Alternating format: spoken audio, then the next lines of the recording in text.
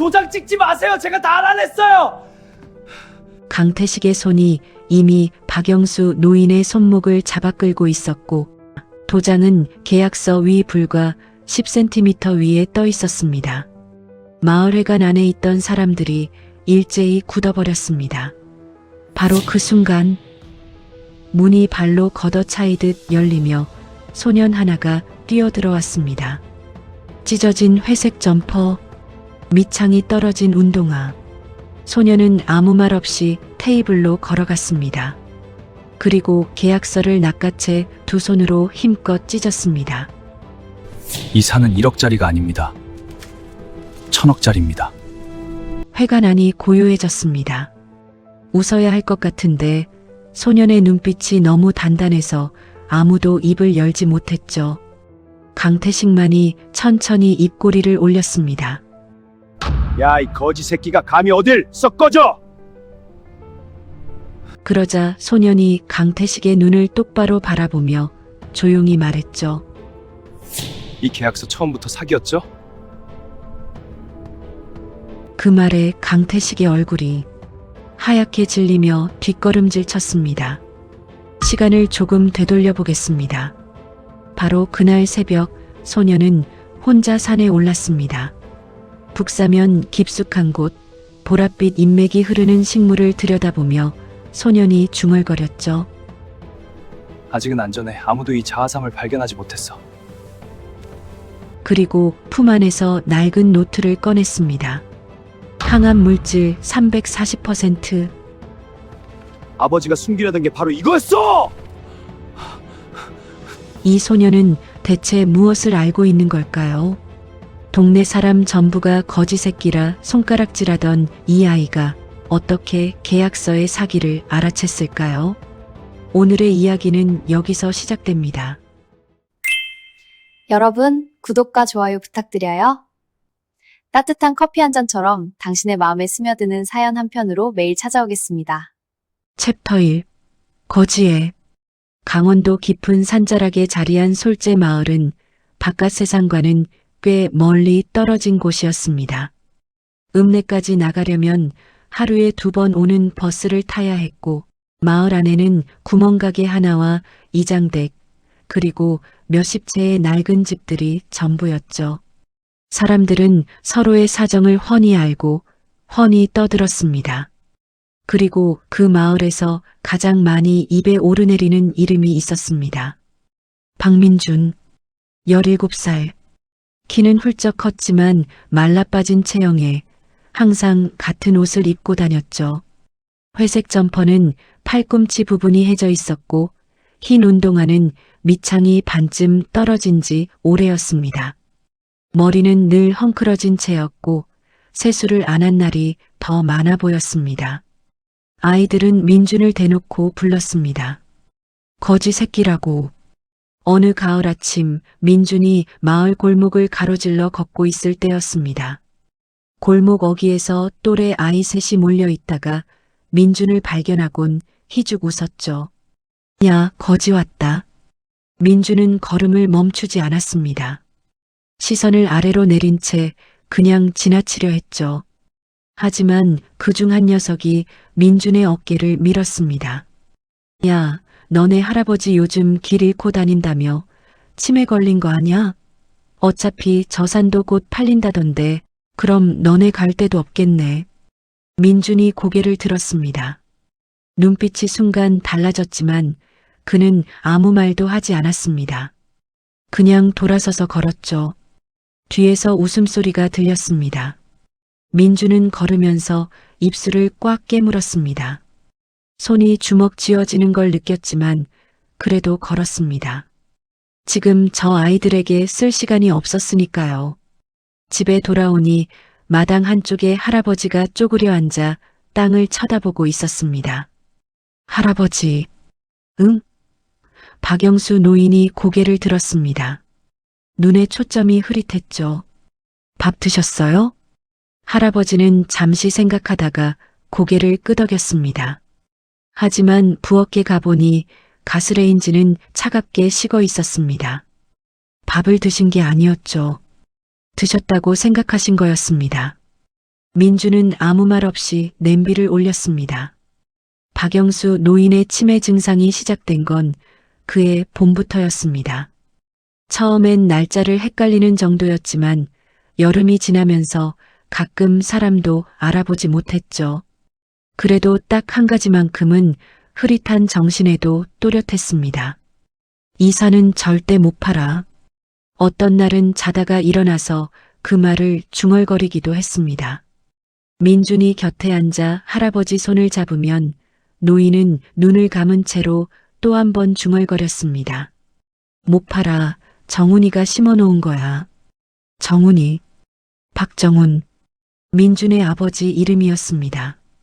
민준은 그럴 때마다 아무 말도 못하고 그냥 앉아 있었습니다. 할아버지의 손이 거칠고 딱딱했습니다.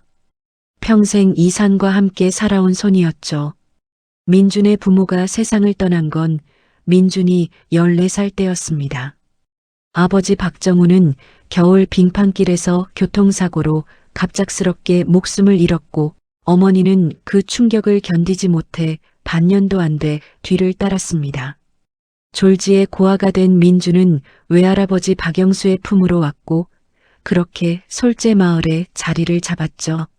마을 사람들은 동정보다 수군거림이 많았습니다. 부모도 없는 아이가 어쩌려고, 저 노인도 이제 얼마나 더 버티겠어. 저 산 어차피 쓸모없는 거 팔고. 읍내라도 가지라는 말들이 골목을 돌아다녔죠. 그 말을 들을 때마다 민주는 산을 바라봤습니다. 마을 뒤로 펼쳐진 박씨산. 겉으로 보면 자풀이 우거진 평범한 야산이었습니다. 등산로도 없었고 관광지도 아니었죠. 사람들 눈에는 그냥 버려진 땅처럼 보였습니다. 하지만 민주는 알고 있었습니다. 저 산이 얼마나 대단한 곳인지를. 그리고 그것을 알고 있는 사람이 이 세상에 민준 혼자라는 것도. 민준이 처음 산의 비밀을 알게 된 건 아버지가 살아있을 때였습니다. 박정훈은 국립약초연구소 수석 연구원이었습니다. 겉으로는 평범한 공무원처럼 보였지만 그가 15해에 걸쳐 이 산에 해온 일은 평범과는 거리가 멀었죠. 세계 각지에서 수집한 희귀 약초 종자들, 국내에서는 자생하지 않는 식물들을 이 산의 토양과 기후에 맞게 적응시키고 몰래 심고 키워온 것이었습니다.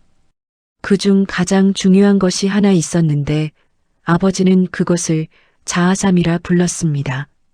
보랏빛 인맥이 흐르는 뿌리식물로 항암 물질 함량이 일반 산삼의 수백 배에 달하는 아직 학계에 단 한 번도 공개된 적 없는 신종 식물이었죠. 민주나 아버지는 민준이 12살 때 처음 자아삼 앞에 데려가 무릎을 꿇리며 말했습니다. 이 산이 너의 무기다. 언제가 될지 모르지만 내가 이걸 지켜야 할 날이 올 거야. 그날이 왔습니다. 지금 바로 이 순간이었습니다. 챕터 2. 강태식이 온다. 솔제 마을에 낯선 차가 들어온 건 단풍이 막 물들기 시작하던 어느 오후였습니다. 검은 외제 승용차가 비포장 마을길을 천천히 굴러 들어오자 골목에서 놀던 아이들이 먼저 달려가 구경했고 마루에 앉아있던 어른들도 하나둘 일어나 목을 빼들었죠. 솔제에 저런 차가 들어오는 일은 흔치 않았으니까요. 차에서 내린 남자는 54이라고 보기엔 다소 팽팽한 얼굴이었습니다. 기름기 있게 넘긴 검은 머리카락, 잘 다려진 짙은 색 정장, 손목에서 빛나는 금시계. 마을 어귀에서 양손을 벌려 인사를 건네는 모습이 꼭 오래된 친구처럼 자연스러웠습니다. 안녕하세요. 저 강태식이라고 합니다. 이 동네 어르신들 뵈러 왔어요. 그는 차 뒷좌석에서 박스째 들어온 과일 선물 세트를 꺼내 주민들에게 돌리기 시작했습니다. 사과, 배, 한우 세트까지. 마을 어른들 얼굴에 금세 환한 웃음이 번졌죠. 최 여사가 제일 먼저 나서서 강태식의 팔을 잡아 끌었습니다. 어머, 어디서 오셨어요? 이렇게 좋은 걸 다 들고 오시고 서울에서 왔습니다. 이 동네에 좋은 소식 하나 들고요. 강태식은 그날 저녁 마을회관에 주민들을 모아놓고 본론을 꺼냈습니다. 마을 뒷산 일대를 개발해 펜션 단지와 웰니스 리조트를 짓겠다는 계획이었습니다. 도로를 닦고 주민들에게도 일자리가 생기고 마을 전체가 살아난다는 달콤한 그림을 펼쳐 보였죠. 물론 산 주인이신 박영수 어르신께 먼저 여쭤봐야 하는 거고요. 합당한 보상을 드리는 겁니다. 억지로 하는 게 아니라. 주민들은 고개를 끄덕였습니다. 최 여사는 그 자리에서 대놓고 박수를 쳤습니다. 잘됐다, 잘됐어. 어차피 저 산 묵혀둔 지 오래잖아요. 박 영감도 이제 혼자 관리하기 힘들고. 민주는 그 회의에 끼지 못했습니다. 아이는 어른들 회의에 낄 수 없다는 이유였습니다. 하지만 회관 창문 너머로 안을 들여다보며 강태식이 하는 말을 끝까지 들었죠.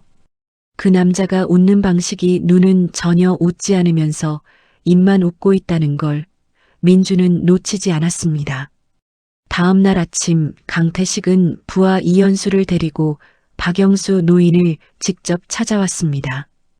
이연수는 가죽 서류 가방을 들고 한 발짝 뒤에서 따라붙었죠. 어르신, 어제 말씀드린 건데 한번 생각해 보셨어요? 박영수 노인은 마루에 앉아 강태식을 올려다봤습니다.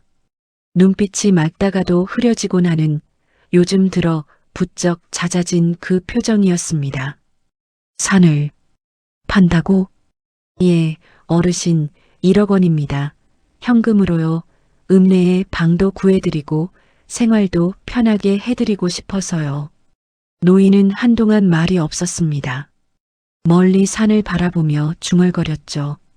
정훈이가 심어놨는데. 강태식이 잠깐 눈썹을 찌푸렸습니다. 하지만 곧바로 부드럽게 웃으며 다시 말을 이었습니다. 어르신, 박정훈 씨는 이미 돌아가셨잖아요. 이제 어르신이 결정하셔야죠. 손자 민준이도 이제 읍내 나가서 학교라도 다녀야 하지 않겠어요? 그 말에 노인의 눈이 흔들렸습니다. 손자 이야기가 나오자 흐릿하던 눈빛 안에서 뭔가 무너지는 것 같았습니다. 마침 그때 민준이 뒷산에서 내려오다 마당에 선 두 사람을 발견했습니다. 민준의 발걸음이 뚝 멈췄습니다. 이연수가 서류를 꺼내 노인 앞에 펼쳐놓는 장면, 강태식이 부드럽게 노인의 손을 이끄는 장면이 눈에 들어왔죠. 잠깐요. 민준이 달려 내려오며 외쳤습니다. 강태식이 돌아봤습니다. 흙 묻은 운동화에 해진 점퍼를 입은 소년을 한번 훑어보더니 아주 살짝 입꼬리를 올렸습니다. 내가 민준이구나. 그 서류 할아버지한테 드리지 마세요. 왜? 강태식이 여유롭게 되물었습니다. 서류 볼 줄이나 알아? 팔 생각 없으니까요. 강태식은 잠시 민준을 바라봤습니다. 그러더니 크게 웃으며 이연수에게 눈짓했죠. 이연수가 서류를 접어 가방 속에 넣었습니다. 알았어. 천천히 생각하시고요, 어르신. 강태식이 박영수 노인에게 고개를 숙이며 말했습니다. 저는 읍내에 있을 테니까 언제든지 연락 주세요. 두 사람이 마당을 나섰습니다. 강태식은 대문을 나서면서 민준을 한 번 더 돌아봤습니다. 그 눈빛은 웃고 있지 않았습니다. 차갑고 계산적인 눈이었죠. 민준은 그 눈빛을 오래 기억하게 됩니다. 아버지가 사고 전날 밤 전화기를 붙들고 낮게 말하던 목소리가 떠올랐으니까요. 민준아, 그 사람들 절대 조심해야 해. 산 근처에 얼씬도 못하게 해. 민준은 그 말을 지금도 또렷하게 기억하고 있었습니다. 그리고 오늘 아버지가 경고했던 바로 그 사람들이 눈앞에 나타났다는 걸 직감했습니다. 강태식은 그냥 개발업자가 아니었습니다. 그리고 이 거래는 처음부터 단순한 땅 매매가 아니었죠. 챕터 3. 무너지는 방어선. 강태식이 돌아간 뒤 마을 분위기가 달라지기 시작했습니다. 처음엔 그냥 소문이었습니다. 뒷산이 팔리면 마을에 도로가 생기고 일자리도 생기고 집값도 오른다는 이야기가 골목마다 돌았죠. 며칠 사이에 주민들의 말투가 바뀌었습니다. 박씨 산을 저 쓸모없는 산이라 부르던 사람들이 이제는 개발되면 우리도 좀 살겠다는 말을 스스럼 없이 꺼냈습니다. 최 여사가 제일 빠르게 움직였습니다. 영수 씨, 그냥 파요.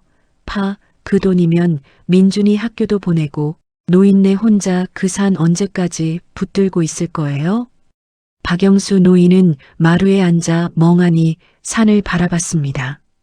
치매가 깊어질수록 판단이 흐려지는 날이 많아졌고 그런 날엔 최 여사 같은 사람의 말이 더 쉽게 파고들었습니다. 민주는 학교에서 돌아오는 길마다 마을 어른들의 시선을 느꼈습니다. 이전과는 다른 눈빛이었죠. 예전엔 그냥 무시하는 눈빛이었다면 이제는 어서 비켜라. 이미 결정된 일이다. 라고 말하는 것 같은 눈빛이었습니다. 그리고 열흘째 되던 날 강태식이 다시 나타났습니다. 이번엔 혼자가 아니었습니다. 이연수 외에 정장 차림의 남자 둘이 더 따라붙어 있었고 그중 한 명은 서류 가방 대신 노트북을 들고 있었습니다.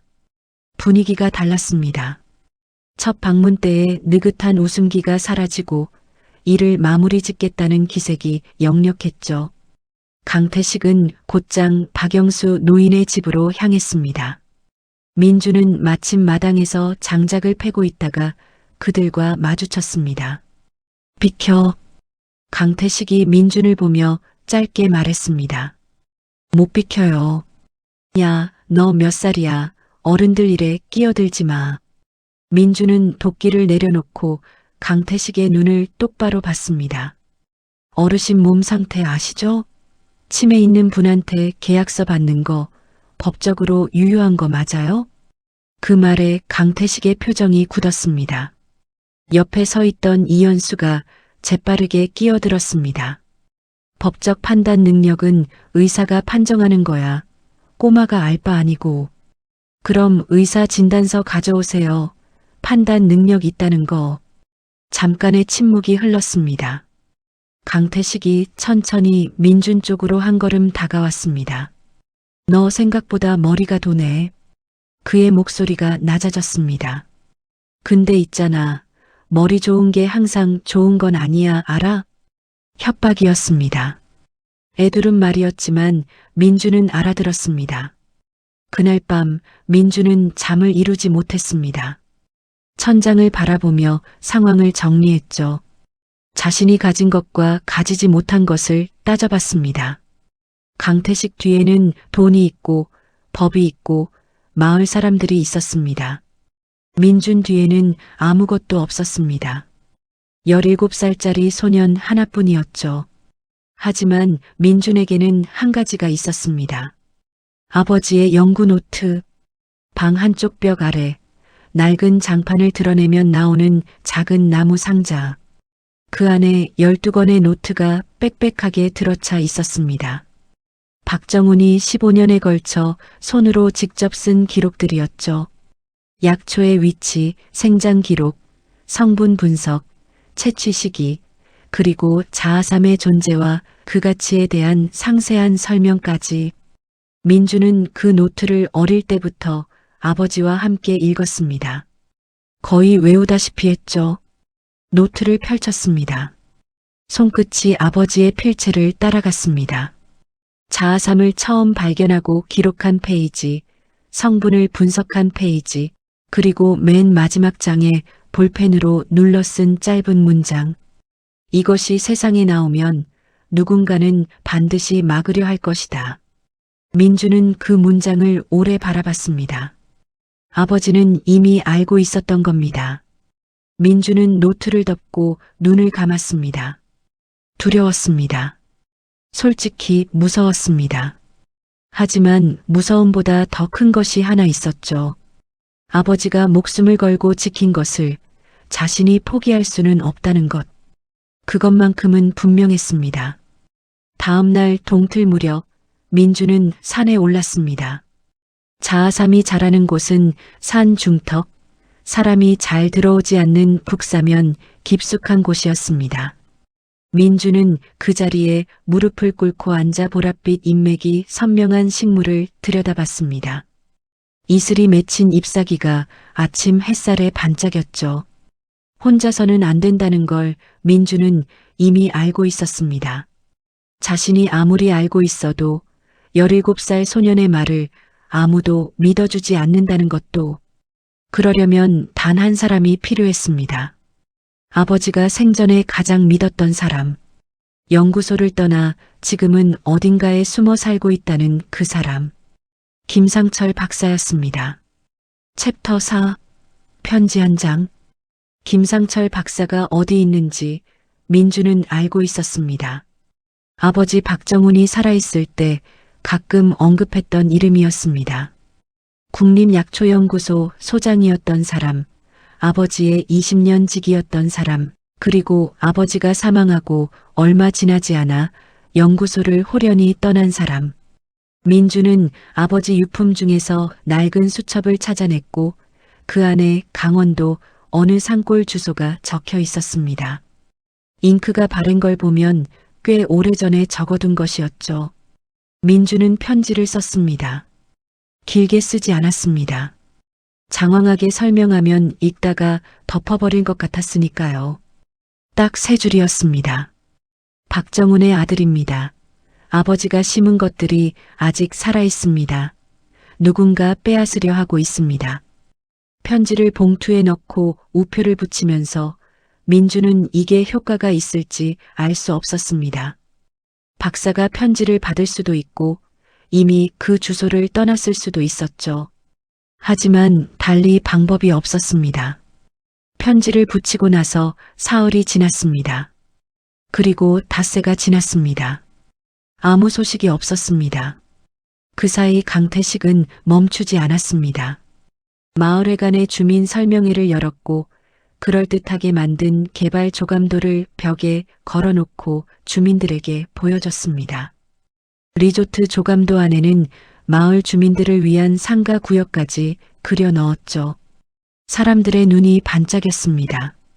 최 여사는 벌써 자기 집 앞에 카페를 차린 것처럼 이야기하고 있었습니다. 민주는 그 설명회에 또 끼지 못했습니다. 이번엔 이장이 직접 막았습니다.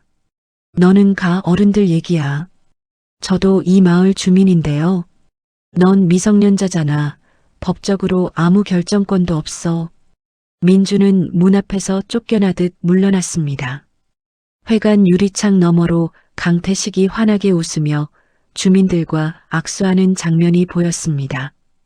박영수 노인도 그 자리에 앉아 있었습니다. 표정이 흐릿했습니다. 무슨 말인지 제대로 이해하고 있는 건지조차 알 수 없는 얼굴이었죠. 민주는 그날 밤 산에 올랐습니다.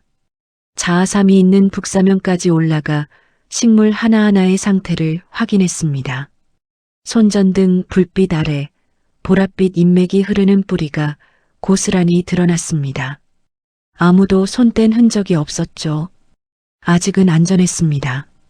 민주는 그 자리에 앉아 아버지의 노트를 폈습니다.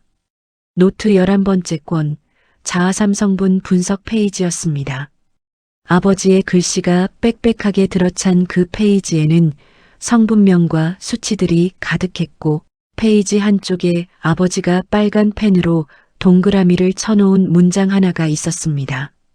JH-07 성분, 임상 전 단계 항암 효과 실험 결과 기존 항암 물질 대비 340%. 민주는 그 숫자를 다시 한번 눈으로 짚었습니다. 340%. 아버지가 이걸 학계에 발표하려 했던 이유가 바로 이거였습니다. 그리고 누군가가 그걸 막으려 했던 이유도. 민주는 노트를 덮고 산 아래를 내려다봤습니다. 마을의 불빛이 드문드문 보였습니다. 어딘가에서 강태식이 지금 이 순간에도 무언가를 꾸미고 있을 거라는 생각이 들었죠. 편지를 붙인 지 열흘째 되던 날이었습니다. 학교에서 돌아오는 길에 마을 입구 우체통 앞에 낯선 남자가 서 있었습니다. 60 가까이 됐을까 은퇴 안경에 소금과 후추를 섞어 놓은 것 같은 머리카락, 베이지색 등산 조끼를 입고 낡은 가죽 가방을 들고 있었습니다. 먼지가 묻은 등산화가 먼 길을 걸어왔다는 걸 말해줬습니다. 남자가 민준을 보더니 먼저 물었습니다. 박민준이니? 민준이 멈췄습니다. 네. 남자는 잠시 민준의 얼굴을 들여다봤습니다. 뭔가를 확인하듯 오래 바라봤죠. 그러더니 낮고 조용한 목소리로 말했습니다. 정훈이 눈을 닮았구나. 민준의 가슴이 쿵 내려앉았습니다. 김상철 박사님이세요? 남자가 고개를 끄덕였습니다. 그리고 가방 끈을 고쳐주며 말했습니다. 편지 받았다. 늦게 와서 미안하다. 왔으니까 다 얘기해봐. 민준은 그 순간 눈물이 날 것 같았습니다. 참았습니다. 눈물 흘릴 시간이 없었으니까요. 드디어 혼자가 아니게 됐습니다. 챕터 5. 노트의 진실. 김상철 박사는 말이 많은 사람이 아니었습니다. 민준이 그날 저녁 2시간에 걸쳐 모든 것을 설명하는 동안 박사는 거의 끼어들지 않았습니다. 그냥 앉아서 들었습니다. 가끔 눈을 감았고 가끔 고개를 끄덕였습니다. 민준이 아버지의 연구 노트 12권을 꺼내 테이블 위에 올려놓았을 때 박사의 손이 잠깐 떨렸습니다.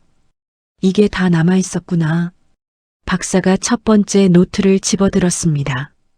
표지를 손바닥으로 쓸었습니다. 오래된 가죽 표지에 박정훈이라는 이름이 볼펜으로 작게 적혀 있었죠. 박사님, 이 노트에 있는 내용이 강태식 측에서 가져온 감정평가서랑 완전히 달라요. 민준이 말했습니다. 강태식이 2번째 방문 때 이현수를 통해 할아버지에게 보여줬던 서류, 민준이 그 자리에서 사진으로 찍어둔 감정평가서를 꺼냈습니다. 여기 보면요. 이 산에 약초류 없음이라고 적혀 있어요. 그냥 임야로만 감정했죠. 근데 아버지 노트엔 희귀 약초 종류만 43종이 기록돼 있고 그중 자아삼은 세계에서 이 산에만 있는 거예요. 박사가 감정평가서를 받아 훑어봤습니다. 그의 눈이 좁아졌습니다. 이거 어느 감정평가법이냐? 한성감정이요. 박사가 잠시 생각하는 표정을 짓더니 낮게 중얼거렸습니다. 한성감정, 한바이오 계열사야. 민준의 눈이 커졌습니다. 한바이오요? 정훈이가 연구소 마지막 해에 싸웠던 곳이야. 자아삼 연구 결과를 독점 특허로 가져가겠다고 달려들었던 제약회사 정훈이가 끝까지 버티다가 박사가 말을 멈췄습니다. 그리고 천천히 민준을 바라봤습니다. 민준아, 내 아버지 사고, 단순한 빙판길 사고가 아닐 수 있어. 방안이 조용해졌습니다. 민준은 이미 그 말을 어느 정도 예감하고 있었습니다. 하지만 막상 입 밖으로 나오니 전혀 다른 무게였습니다. 알고 있었어요. 민준이 조용히 말했습니다. 아버지가 사고 전날 밤에 저한테 말했거든요. 그 사람들 조심하라고요. 박사가 눈을 감았습니다. 한동안 말이 없었죠. 그러더니 천천히 입을 열었습니다. 내가 그때 같이 싸웠어야 했는데 무서워서 도망쳤어. 연구소 그만두고 숨어버렸지. 정훈이 혼자 남겨두고. 박사님, 미안하다. 정말 미안해. 민준은 뭐라고 해야 할지 몰랐습니다. 그냥 노트를 한 권 더 박사 앞에 밀었습니다. 11번째 권이었습니다. 이거 봐주세요. 자아삼 성분 분석이에요. 박사가 노트를 받아 펼쳤습니다. 페이지를 넘기는 손이 처음에는 조심스럽다가 중간쯤에서 멈췄습니다. 그리고 빨간 동그라미가 쳐진 그 문장 앞에서 숨을 멈췄습니다. JH-07 성분 340%. 박사가 안경을 고쳐 쓰고 그 수치를 다시 들여다봤습니다. 그러더니 손으로 입을 막았습니다. 정훈이가 이걸 완성했구나. 목소리가 떨렸습니다. 이게 얼마나 대단한 건지 아니? 전 세계 항암제 연구에서 아직 아무도 이 수치에 근접한 천연 물질을 찾아내지 못했어. 이게 학계에 발표되면 노벨장감이야, 노벨상. 민주는 그 말을 들으면서 가슴 한구석이 뭉클했습니다. 아버지가 얼마나 대단한 일을 해놓고 갔는지 이제야 다른 사람의 입을 통해 확인되는 것 같았으니까요. 근데 박사님, 강태식이 이걸 알고 산을 사려는 거 맞죠? 당연하지. 이 산을 손에 넣으면 자아삼을 독점할 수 있어. 한바이오가 특허 내면 전 세계 항암제 시장을 통째로 쥐는 거야. 그 돈이 얼마인지 알아? 민주는 고개를 끄덕였습니다. 그러니까 1억이 아니라 사실은 수조 원짜리 거래인 거죠. 박사가 노트를 테이블에 내려놓으며 민준을 똑바로 바라봤습니다. 민준아, 이 노트 혹시 사본 있어? 없어요. 원본만 있어요. 내일 당장 사본 만들어야 해. 그리고 안전한 곳에 따로 보관해야 하고 강태식이 이 노트의 존재를 알게 되면 무슨 짓을 할지 몰라. 그 말이 끝나기 무섭게 밖에서 인기척이 들렸습니다. 민준이 재빠르게 노트들을 걷어 상자에 넣었습니다. 창문 너머로 마당을 내다봤습니다. 아무도 없었습니다. 바람 소리였죠. 하지만 민주는 알았습니다. 시간이 없다는 걸. 강태식은 이미 마을을 장악하고 있었고 계약을 마무리하기까지 얼마 남지 않았습니다. 싸움은 이제 막 시작됐습니다. 챕터 6 폭탄 선언. 다음 날 아침 강태식이 마을회관에 최종 계약일을 공지했습니다. 사흘 뒤 오후 2시 박영수 노인의 도장만 찍히면 모든 게 끝나는 날이었습니다. 마을 이장이 직접 공지문을 붙였고 최 여사는 그날을 마치 동네 잔칫날처럼 이야기하고 다녔습니다. 강태식은 계약 후 마을 주민들에게 소정의 상생 발전 기금을 나눠주겠다는 말까지 흘렸으니까요. 민주는 그 공지문을 보고 김상철 박사를 찾아갔습니다. 사흘밖에 없어요. 알아. 박사가 짧게 대답했습니다. 그래서 오늘 산에 올라가야 해. 두 사람은 그날 오전 산에 올랐습니다. 민준이 앞장서고 박사가 뒤따랐습니다. 북사면 깊숙한 곳, 사람 발길이 닿지 않는 그 자리까지 약 40분을 걸었습니다. 박사는 오르는 내내 말이 없었습니다. 산의 식생을 눈으로 훑으며 걷다가 중간중간 발걸음을 멈추고 주변 식물들을 살폈습니다. 그러다 한 지점에서 박사가 갑자기 걸음을 멈췄습니다. 잠깐. 박사가 등산로 옆 비탈에 자라는 식물 하나를 가리켰습니다. 저거 백화삼 아니야? 맞아요. 민준이 대답했습니다. 3년 전에 제가 아버지 노트 보고 확인했어요. 노트에 이 위치 나와 있거든요. 백화삼이 자연 자생하는 건 중국 윈난성 일대밖에 없어. 이게 여기 있다는 건 아버지가 심은 거죠. 박사가 천천히 고개를 끄덕였습니다. 그리고 다시 걷기 시작했습니다. 표정이 달라져 있었습니다. 자아삼이 있는 자리에 도착했을 때 박사는 한동안 아무 말도 하지 않았습니다. 무릎을 꿇고 앉아 보랏빛 인맥이 선명한 식물을 들여다봤습니다. 손을 뻗어 잎사귀 하나를 살며시 들어 올렸습니다. 그러더니 눈을 감았습니다. 살아있네. 목소리가 낮게 갈라졌습니다. 정훈이가 심고 민준이 내가 지킨 거구나. 민준은 아무 말 하지 않았습니다. 대신 박사 옆에 나란히 앉았습니다. 한참 뒤에 박사가 일어서며 말했습니다. 민준아, 이 자아삼은 개인 소유가 아니야. 민준이 고개를 들었습니다. 무슨 말이에요? 아버지가 국립약초연구소 재직 중에 연구한 거잖아. 그리고 연구 착수 당시에 이미 국가 연구 과제로 등록돼 있었어. 그 말은 이 식물의 연구 성과는 법적으로 국가 귀속이야. 개인이 팔 수도 살 수도 없어. 민준의 눈이 커졌습니다.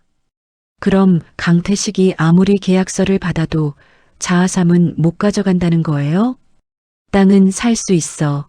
근데 그 땅에 있는 자아삼에 대한 권리는 못 가져가. 그리고 만약 강태식이 자아삼을 알고도 이 매매를 추진한 거라면 그건 국가연구 자산은닉 및 탈취 시도로 형사고발 대상이야. 두 사람은 산을 내려왔습니다. 그날 오후 계약일 이틀 전 민준과 김상철 박사는 마을회관 문을 직접 열고 들어갔습니다. 강태식이 이현수와 함께 앉아 서류를 검토하다가 두 사람을 봤습니다. 낯선 얼굴의 박사를 한번 훑어보더니 여유롭게 물었습니다. 누구세요? 박사가 명함을 테이블 위에 내려놓았습니다. 전 국립약초연구소 소장 출신 김상철입니다. 이 산에 자라는 자아삼 연구 책임자 중 한 명이었고요. 강태식의 얼굴에서 미소가 천천히 사라졌습니다. 이 산의 자아삼은 국가 귀속 연구 식물입니다. 매매 자체가 불법이에요. 그리고 이 사실을 알고도 매매를 추진했다면 그건 형사고발 사안입니다. 이현수가 자리에서 일어났습니다. 무슨 근거로 그런 말을? 근거요? 박사가 가방에서 서류 한 장을 꺼냈습니다. 이게 당시 국가연구과제 등록 원본입니다. 연구번호, 등록일, 연구 책임자 박정훈 이름까지 전부 있어요. 강태식은 그 서류를 내려다봤습니다. 표정이 딱딱하게 굳어 있었습니다. 민주는 그 순간 강태식의 눈을 봤습니다. 당황한 게 아니었습니다. 뭔가를 계산하는 눈이었죠. 그리고 그 눈빛이 민주는 더 무서웠습니다. 오늘은 가겠습니다. 강태식이 자리에서 일어서며 낮게 말했습니다. 하지만 계약일은 변경 없습니다. 두 사람이 회관을 나갔습니다. 민준이 박사를 바라봤습니다. 왜 계약일을 안 바꾸는 거죠? 박사가 입술을 굳게 다물었습니다. 저 사람 아직 뭔가 더 있어. 우리가 모르는 카드가. 그 말이 민준의 가슴에 돌처럼 박혔습니다. 싸움은 아직 끝나지 않았습니다. 챕터 7. 운전기사의 고백. 계약일 전날 밤이었습니다. 민주는 잠을 잘 수가 없었습니다. 김상철 박사의 말이 머릿속을 떠나지 않았습니다. 저 사람 아직 뭔가 더 있어. 우리가 모르는 카드가. 강태식은 국가귀속식물 선언에도 계약일을 바꾸지 않았습니다. 이유가 있을 터였습니다. 법적으로 막히더라도 다른 방법으로 밀어붙일 자신이 있다는 뜻이었죠. 민주는 방 안을 서성이다가 마당으로 나왔습니다. 밤바람이 차가웠습니다. 하늘에 별이 많았고 산은 어둠 속에서 묵묵히 서 있었습니다. 민주는 산을 바라보며 서 있었습니다. 저 산을 지키기 위해 지금 자신이 할 수 있는 게 무엇인지를 생각했죠. 그때 마을 골목 쪽에서 발소리가 들렸습니다. 조심스러운 발소리였습니다. 일부러 소리를 죽이는 것 같은. 민준이 몸을 낮추고 대문 틈으로 내다봤습니다. 낯선 남자였습니다. 중년이었고 운전기사 복장을 하고 있었습니다. 강태식의 검은 차를 모는 운전기사였죠. 솔제에 처음 왔을 때부터 줄곧 강태식 곁에 있었지만 한 번도 말을 한 적 없는 남자였습니다. 언제나 차 안에서 기다리거나 두 걸음 뒤에서 따라붙는 조용한 인물이었죠. 그 남자가 민준의 집 대문 앞에 서 있었습니다. 민준이 대문을 열었습니다. 남자가 깜짝 놀라 뒤로 물러섰다가 민준을 보고는 모자를 눌렀으며 작게 말했습니다. 박민준 씨 맞죠? 네. 잠깐 드릴 게 있어서요. 남자는 주변을 두리번거렸습니다. 누군가 보고 있지 않은지 확인하듯. 그러더니 점퍼 안주머니에서 검은색 USB 드라이브 하나를 꺼냈습니다. 민준의 손에 조용히 쥐어줬습니다.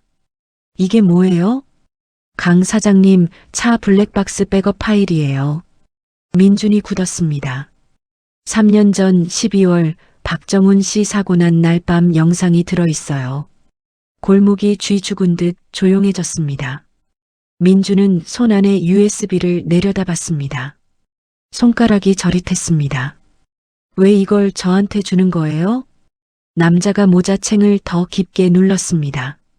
3년 동안 못 지웠어요. 지우려고 했는데 지울 때마다 손이 안 움직였어요. 그 양반 얼굴이 자꾸 생각나서 목소리가 떨렸습니다. 저는 그날 그냥 시키는 대로 운전했을 뿐인데 결과가 그렇게 될 줄은 몰랐어요. 진짜로 몰랐어요. 남자의 눈에 눈물이 맺혔습니다. 이제 감당이 안 돼서요. 더는 못하겠어서요. 민주는 그 말을 들으면서 숨을 고르게 쉬려고 애썼습니다. 손이 떨리는 게 느껴졌지만 티를 내지 않으려 했습니다. 이거 진짜 영상이죠? 네. 강태식이 시킨 거 맞고요? 남자가 고개를 끄덕였습니다. 말로 대답하지 않았습니다. 하지만 고개를 끄덕이는 것만으로 충분했습니다. 민주는 USB를 점퍼 안주머니 깊숙이 넣었습니다. 이름이 어떻게 되세요? 그건 알 필요 없어요. 저는 내일 새벽에 여기서 나갈 거예요. 그냥 이것만 전해주고 싶었어요. 남자가 돌아섰습니다. 골목 끝으로 사라지는 뒷모습이 어둠 속에 묻혔습니다.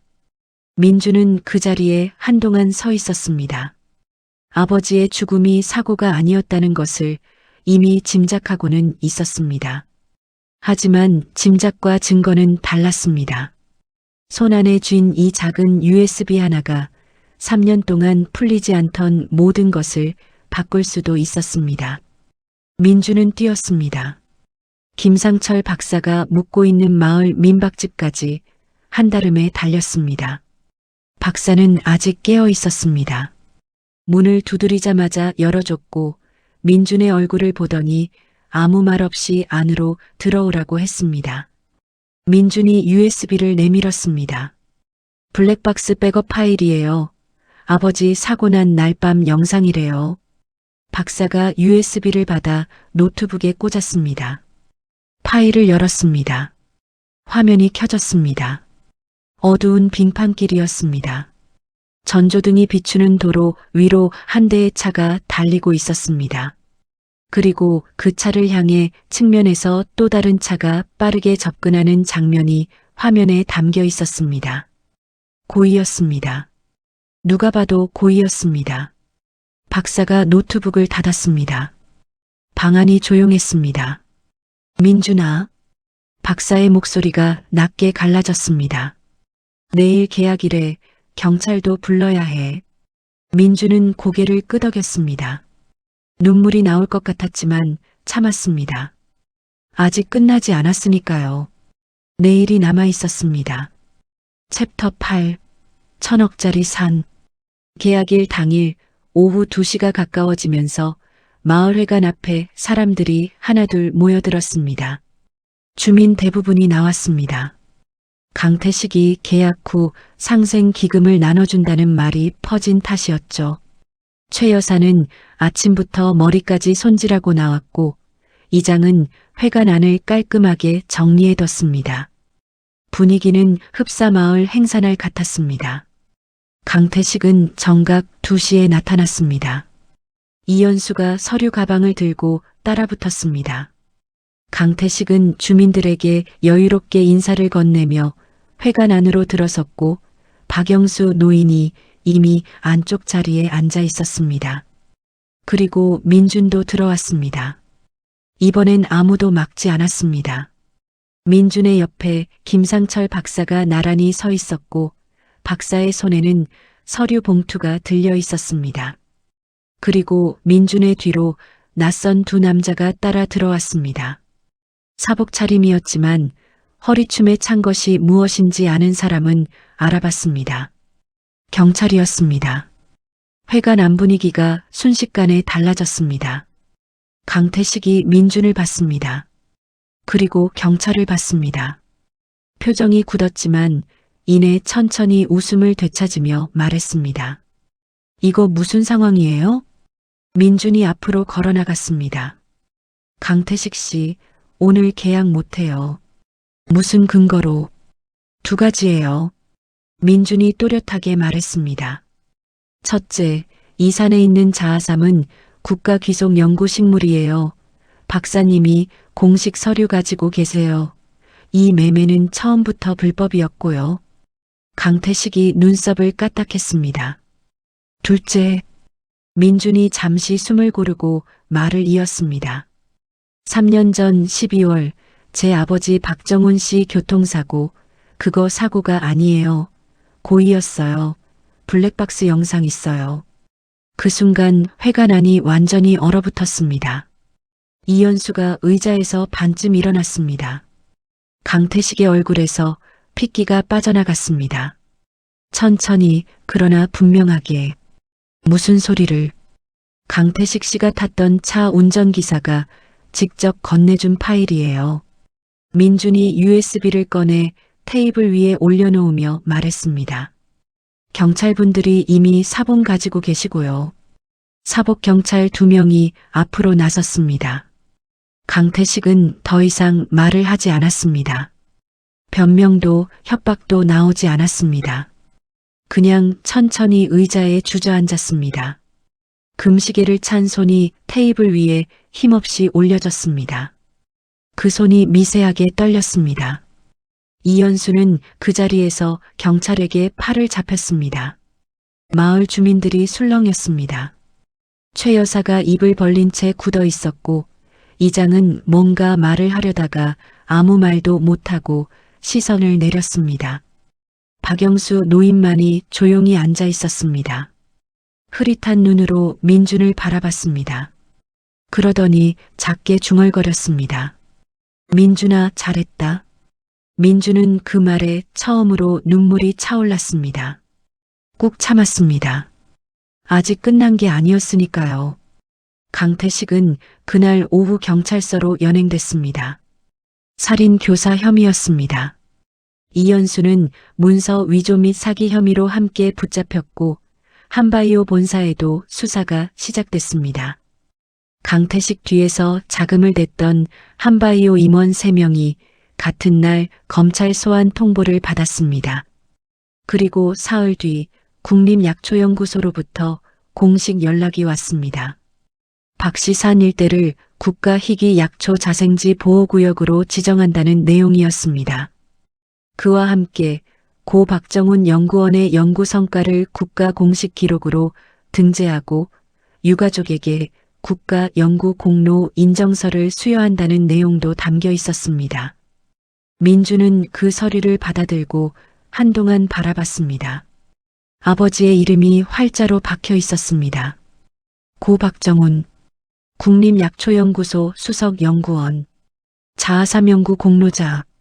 그날 저녁 민준은 할아버지 손을 잡고 산에 올랐습니다. 노인의 걸음이 느렸습니다. 민준이 옆에서 팔을 잡아줬습니다. 2 사람은 말없이 걸었습니다. 낙엽이 발밑에서 바스락거렸고 저녁 햇살이 나뭇가지 사이로 비스듬히 들어왔습니다. 자아삼이 있는 자리에 이르렀을 때 할아버지가 멈춰서서 오래 바라봤습니다. 보랏빛 인맥이 저녁빛에 물들어 있었습니다. 정훈이가 심은 거야. 노인이 중얼거렸습니다. 네, 할아버지. 민준이 조용히 대답했습니다. 아버지가 심은 거예요. 민준은 그 자리에서 산 아래를 내려다봤습니다. 솔제 마을의 불빛이 하나둘 켜지기 시작했습니다. 아버지가 지키려 했고 자신이 지켜낸 이 산이 이제 아무도 빼앗아갈 수 없게 됐습니다. 17살 소년이 혼자서 버텨낸 싸움이었습니다. 그리고 그것은 아버지가 남긴 가장 큰 유산이기도 했습니다. 사연이 마음에 드셨다면 좋아요와 구독 부탁드립니다. 내일도 따뜻한 커피 한 잔처럼 당신의 마음에 스며드는 사연 한 편으로 찾아오겠습니다. 감사합니다.